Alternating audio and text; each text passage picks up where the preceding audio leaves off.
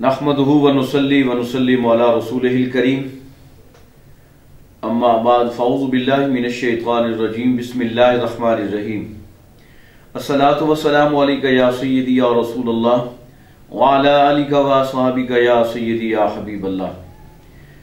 मोहतरम सामीन व नाज़रीन, अल्लाह रब्बुल इज़्ज़त का करोड़हा शुक्र और एहसान जिसकी ख़ास तौफीक से आज एक ख़ास मौजू पर गुफ्तगू की सआदत हासिल हो रही है।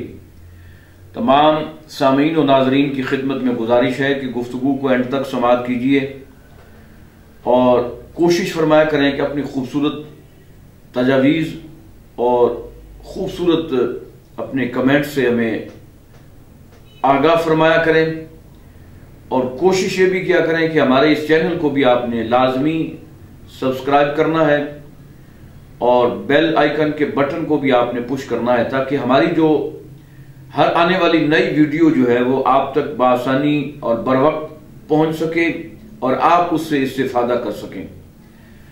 मोहतरम सामीन,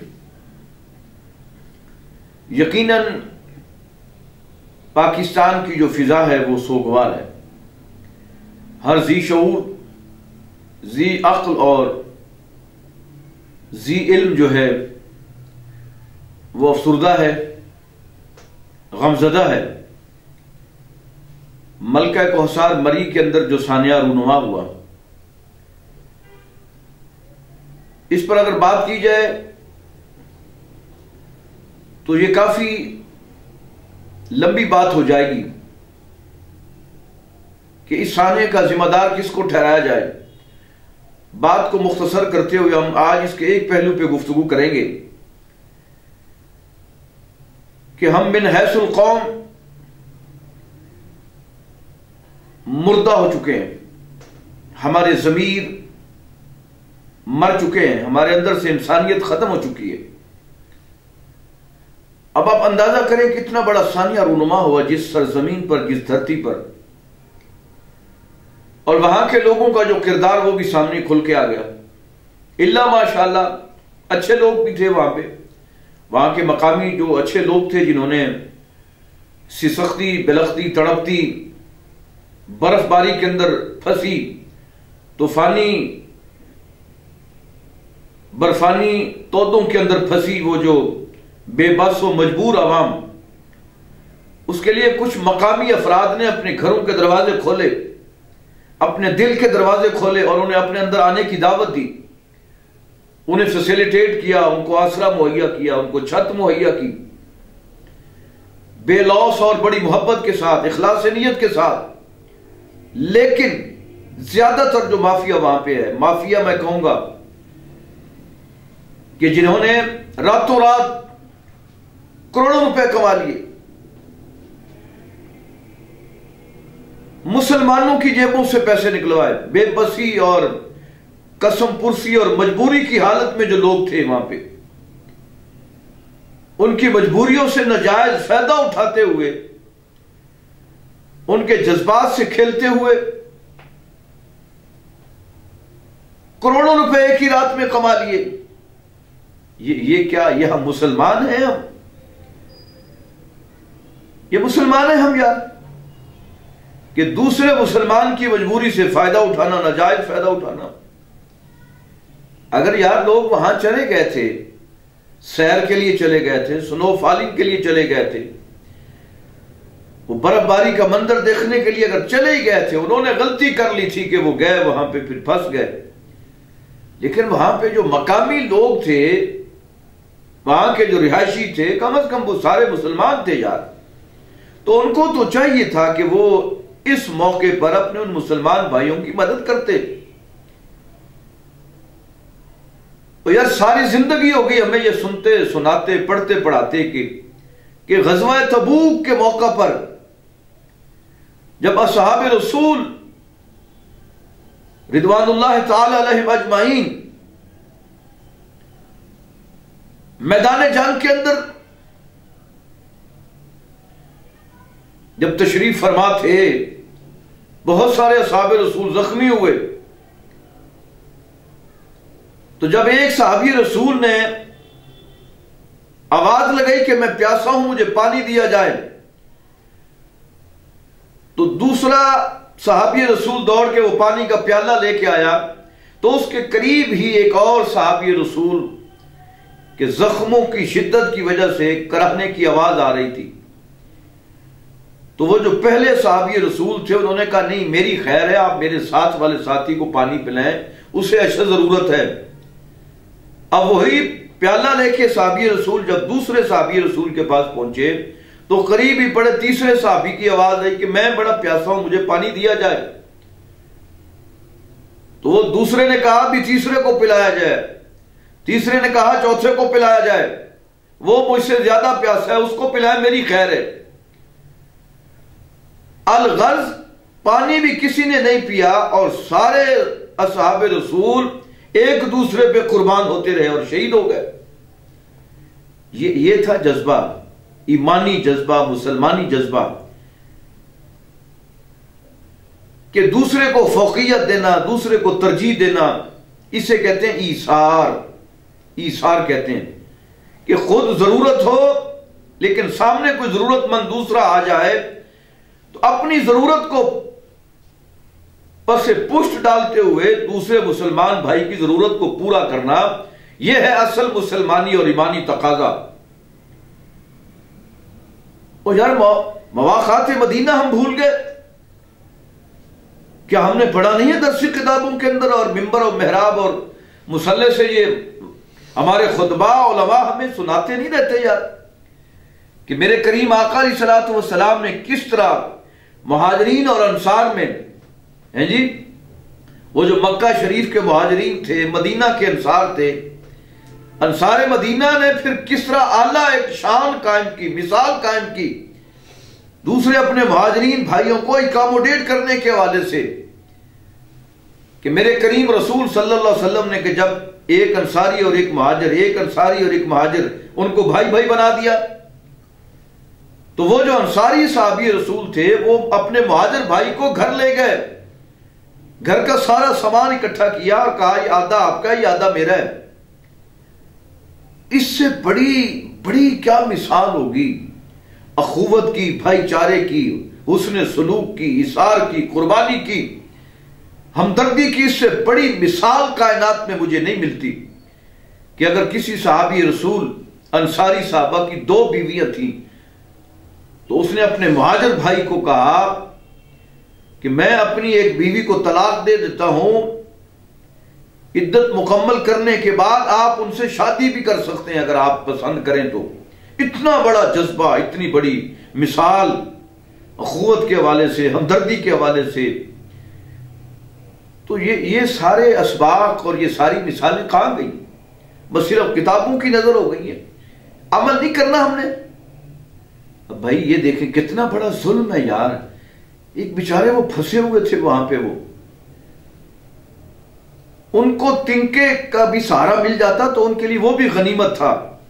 लेकिन वहां के लोगों ने क्या किया? एक अंडा, फार्मी अंडा, उबला हुआ एक अंडा जो 20-25 रुपए का मिलता है, मरी की सरजमीन पर वही उबला हुआ अंडा 500 रुपए में सेल होता रहा। चाय का कप बराए नाम उसमें चीनी पत्ती दूध जनाब 500 रुपए में सेल होता रहा।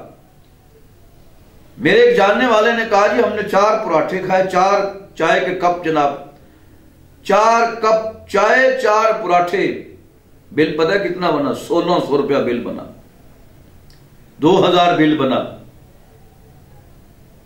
अगर किसी की गाड़ी फंस गई है, वहां के मकामी अगर किसी जवान को हमने कहा जी धक्का जरा लगा दें, वो कहेगा नहीं ऐसे धक्का मैं नहीं लगाऊंगा। छोटी अगर कार है तो उनको अगर मैं धक्का लगाऊंगा तो मैं 3000 रुपया लूंगा। गाड़ी को धक्का लगाने का 3000 रुपया ले रहे हैं वो भी, थोड़ा सा आप इसको पुश कर दें, धक्का लगा दें। और बड़ी गाड़ी है तो 5000 रुपया रेट मुकर्रर किया हुआ है उन सालमों ने, उन माफियाज ने। मैं तो उनको भेड़िया नुमा इंसान कहूंगा यार। ये इंसानियत है कि मजबूर इंसानियत से जनाब आप नाजायज फायदा उठा रहे हैं आप। इवन के सख्त सर्दी में अगर किसी को हीटर चाहिए था तो वो बाकायदा हीटर भी जो है ना फी घंटा 1000 रुपए में जनाब मुहैया किया जा रहा था। और बदनसीबी इस कौम की ये है कि अगर कोई फैमिली, कोई बंदा होटल में स्टे के लिए गया है तो एक रात का किराया सुनिए कितना है, 2, 4, 10 हजार रुपए नहीं, सिर्फ एक रात 5 या 6 घंटे का स्टे, 5, 6 घंटे 4 घंटे का रात का स्टे, एक रात का किराया कितना है पता है? इस्लामी जमहूरिया पाकिस्तान के उस होटल में मजबूर और बेबस फैमिली को रिहायश इख्तियार करने के लिए एक रात का किराया 40 से 50, 55, 60 हजार रुपए तक ये डिमांड की जाती रही। लोगों ने पे किया जो मजबूर थे बेचारे कि चलो छत मिल जाए, आसरा मिल जाए, पैसे का कोई नहीं, बाहर सर्दी में ठठर के मरी ना जाए।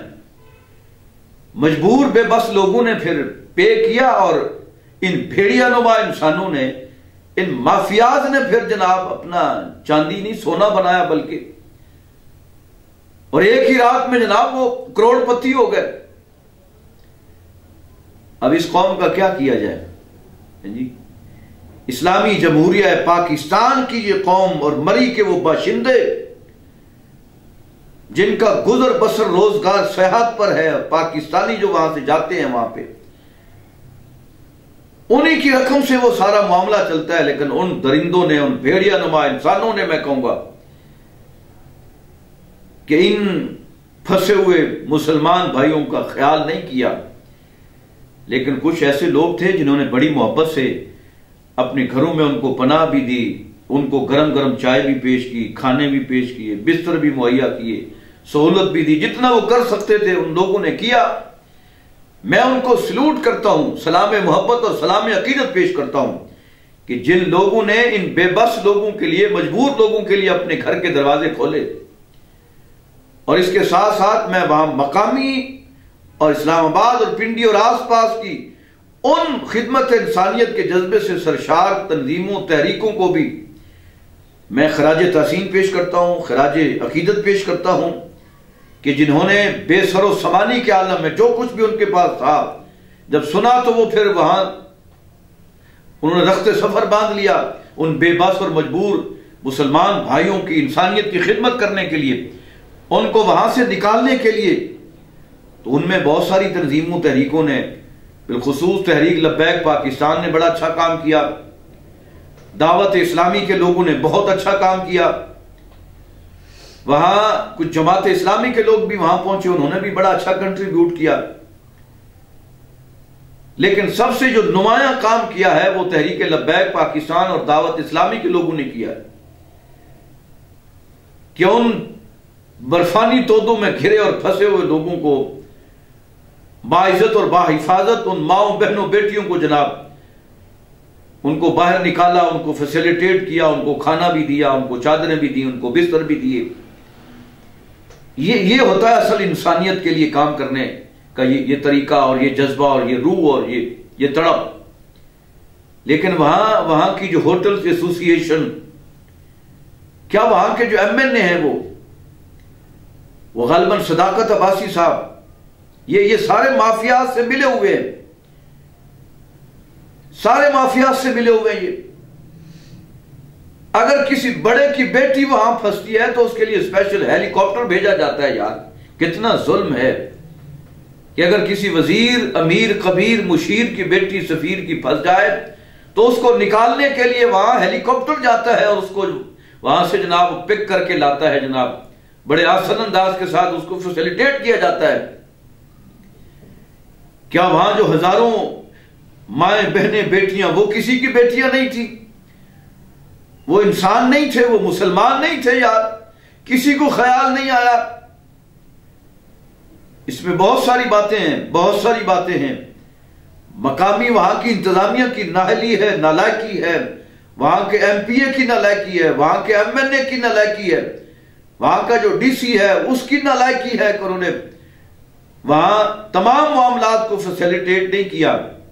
हालांकि 31 दिसंबर से लेकर 5 तारीख तक उसको पता था, वहां की इंतजामिया को, महकमा मौसमियात ने बता दिया था कि यहां कुछ इस तरह का होने वाला है, मौसम खराब होने वाला है, बर्फबारी की शिद्दत होने वाली है, तो उस हिसाब से मकामी इंतजामिया को चाहिए था कि वो सारे इंतजामात मुकम्मल करती और जितनी कैपेसिटी थी उतनी गाड़ियों को मरी शहर के अंदर आने की इजाजत देती और बाकी जनाब दूसरी गाड़ियों का रुख इधर उधर जनाब मोड़ दिया जाता, उनको मुख्तलिफ शहरों में भेज दिया जाता। लेकिन ये जानबूझ के ये सारा कुछ हुआ है और मुझे उस वजीर पर भी बड़ा अफसोस है। अफसोस है वो जनाब, वो फवाद, वो जिसे डब्बू कहते हैं गालिबन हर एक बंदा जनाब, बस उसका काम है ट्वीट पे जनाब मजाक उड़ाना, तज़हीक करना। वो फौरन ट्वीट शुरू कर देते हैं जनाब। तो डूब के मर जाना चाहिए ऐसे वजीरों को भी, ऐसे मुशीरों को भी और ऐसे नुमाइंदगान को भी जो हुकूमती जनाब सीटों पर भला जमान हैं। कौम को भी सोचना चाहिए कि हमने ऐसे ऐसे भेड़िया नुमा इंसानों को हमने जनाब अपना नुमाइंदा बनाया है। जब कौम फंस जाए जुल्म में और मुसीबत में, मुश्किल में, तो फिर ये घर बैठ के जनाब गर्म तरीन माहौल के अंदर जनाब हीटरों वाले माहौल में बैठकर मखमली बिस्तर पर सोकर जनाब आला फर्निश्ड कमरों में बैठ के सिर्फ ट्वीट करते रहते हैं। इंसानियत का मजाक उड़ाते हो यार, तुम्हें शर्म नहीं आती तुम्हें? और याद रखो फिर कौम तुमसे हिसाब लेगी इंशाअल्लाह, एक एक पाई का हिसाब लेगी, एक एक लम्हे का हिसाब। डरो उस वक्त से कि जब रब ताला का कोड़ा तुम्हारे पीठ पर जनाब बरसे और तुम्हें फिर नानी अम्मा याद आ जाए। कुछ खुदा का खौफ किया करो और कर कुछ नहीं सकते यार तुम, और तुम वाकई कुछ नहीं कर सकते तो इंसानियत का मजाक तो ना उड़ाया करो यार। ये ट्विटर पे इंसानियत के साथ जो तुम खेलते हो, मजाक करते हो, हर 2 दिन बाद तुम अजीब और गरीब यार ट्वीट कर देते हो जनाब। कोई शर्म हया है तुम्हारे अंदर के नहीं है? कोई गैरत है तुम्हारे अंदर? कोई खौफ खुदा करो यार। तुमने मरना है, रब को जान नहीं देनी, तुमने इधर ही रहना है तुमने सारी जिंदगी। एक वक्त आएगा तुमने मौत का जाम पीना है और फिर एक एक चीज का तुम्हें हिसाब देना होगा, एक एक चीज का हिसाब, एक एक जुमले का, एक एक हर्फ का हिसाब देना होगा। तो फिर उस वक्त क्या करोगे? क्या करोगे उस वक्त? कोई बचाने वाला तुम्हें नहीं होगा, ये सोच लो।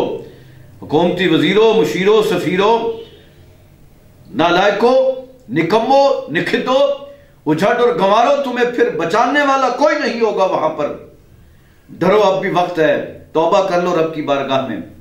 और मैं उन माफियात से भी कहना चाहता हूं मरी की सरजमीन पर जिन्होंने रातों रात बेबस और मजबूर इंसानियत को लूट कर अपनी तिजोरियों में इजाफा किया, बैंक बैलेंस में इजाफा किया, और यह ना देखा कि एक गरीब जनाब अपना अजीब हालत में एक इंसान जनाब फंसा हुआ है और उसको जरूरत है, और आपने कहा नहीं बस इससे जनाब इसकी मजबूरियों से नाजायज फायदा उठाएं और लाखों करोड़ों कमा लिए यार। अब जिसके जनाब ये ज्यादा मर्ग किस वजह से हुई हैं? ये मौतें इस वजह से हुई हैं कि उनके पास इतना वो नहीं था पैसा, न वो घर से लेके गए थे कि वो होटल में स्टे कर सकें, मजबूरन उनको गाड़ियों में ठहरना पड़ा जनाब, जिसकी वजह से शदीद बर्फबारी हुई, फिर गाड़ियां उनकी ढक गई जनाब, और फिर वो जनाब एक खास जो जनाब होती है ऑक्सीजन, फिर उसकी वजह से जनाब फिर वो उनकी मौत वाकई हो गई। अगर ये होटल में स्टे होता, माकूल पैसों पे उनको जनाब छत मुहैया की जाती, माकूल पैसों पे खाना मुहैया किया जाता, अल्लाह भी खुश होता, अल्लाह का रसूल भी खुश होता और वो इंसान भी खुश होता, उसके लिए दुआ भी देता फिर जनाब। अब किसी शख्स के मुंह से वहां होटल एसोसिएशन जो माफिया है या वहां के जो ज्यादातर रिहायशी हैं जिन्होंने लूट मार का बाजार गर्म कर रखा था, उनके लिए किसी की जुबान से 22-23 करोड़ नहीं बल्कि पूरा आलम इस्लाम किसी की जुबान से उनके लिए खैर का लफ्ज नहीं निकल रहा। हर शख्स यही कह रहा है वो माफिया है, लुटेरे हैं, वो डाकू हैं जिन्होंने गरीब, मजबूर, बेबस इंसानियत के जनाब मजबूरियों के साथ खेला है, खिलवाड़ किया है, फायदा उठाया है नाजायज। तो ऐसा नहीं यार करना चाहिए, कुछ सोचना चाहिए। हमारे अकाबर की तो एक तारीख, सुनहरी तारीख है कि वो अपनी जरूरत कोई चीज की होती, अगर दूसरे को होती तो वो फिर अपनी छोड़ देते थे, दूसरे की जरूरत को पूरा करते थे, फिर रब ताला उनकी जरूरतें पूरा पूरी फरमाया करते थे और करते हैं आप भी अल्हम्दुलिल्लाह। ये कब तक पैसा रहेगा तुम्हारे पास? खत्म हो जाना है यार, खुदा के वास्ते। मैं उन लोगों से भी कहना चाहता हूं कि अब मरी में जाना छोड़ दें, वहां माफिया है, पूरा माफिया। मरी का बाइकाट किया जाए, बाइकाट किया जाए मरी का, बाइकाट किया जाए मरी का, ताकि वहां कोई भी ना जाए, ताकि उनको पता चले कि जिनके पैसों पे वो अयाशी करते हैं, और जनाब फिर उनको एहसास हो कि जनाब किसी की मजबूरियों से नाजायज फायदा कैसे उठाया जाता है। खुदा के वास्ते लोगों को भी सोचना चाहिए कि इतनी सख्त सर्दी में उनको भी जरा होश के नाखून लेने चाहिए कि वो ऐसे इलाकों का रुख मत करें जहां पे मौत सरेआम नाच रही हो। अल्लाह की बारगाह में दुआ, अल्लाह पाक हम सबको इंसानियत की खिदमत की तौफीक अता फरमाए। जिन तंजीमों, तहरीकों और अफराद ने ज़ाती तौर पर वहाँ खिदमत की है इंसानियत के हवाले से, मैं उनको बारे दीगर खराज तहसीन पेश करता हूँ। अल्लाह ताला उनको और ज़्यादा हिम्मत और बरकतें अता फरमाए। वमा अलैना इल्लल बलागुल मुबीन। अपना और अपने आस पास के रहने वालों का खास ख्याल रखिए। अल्लाह पाक आप पर अपनी रहमतों की छान निछावर फरमाए। आमीन सुम्मा आमीन।